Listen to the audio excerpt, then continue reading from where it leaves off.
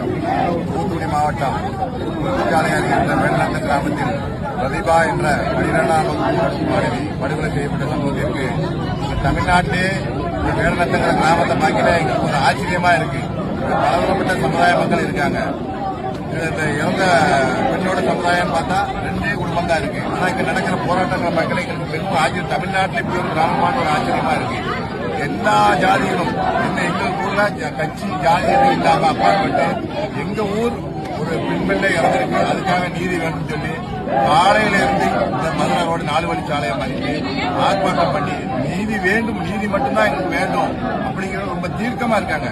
இதுல எந்த அரசியல் உள்ள அரசியல்வாதிகளோ இல்ல சங்கங்களோ எந்த ஈடுபாடு இல்லை. அந்த ஊர் மக்கள் கிராமத்து மக்கள் பெருமையா இருந்துட்டு இருக்கு.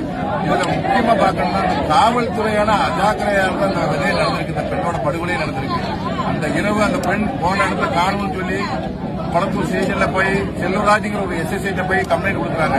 அந்த ஆய்வாளர் எஸ்எஸ்ஐ சிறப்பு ஆய்வாளர் என்ன சொன்னாரு, உன் பிள்ளை யாருடைய ஓடி போயிருக்குன்னு அலாட்சிய போக்குல இது பண்ணி அந்த பொண்ணை கொஞ்சம் தேடி எடுத்திருந்தா கூட அன்னைக்கு அந்த பொண்ணை உயிரோட போயிட்டு இவங்களோட அலாட்சிய போக்கு இன்னைக்கு இந்த பொண்ணோட உயிர் போயிட்டு இந்த உயிர் போனது ஒரு பக்கம் இருந்தாலும் இந்த மக்களோட போராட்ட மக்கள் உண்மையிலேயே தமிழ்நாட்டில் ஜாதி கட்சிக்கு அப்பாற்பட்டு இப்படி ஒரு கிராமமா இருக்கிற இந்த தூத்துக்குடி மாவட்டம் இருக்கிறது எங்களுக்கு பெரிய ஆச்சரியமா இருக்கு. கண்டிப்பாக இந்த மாணவி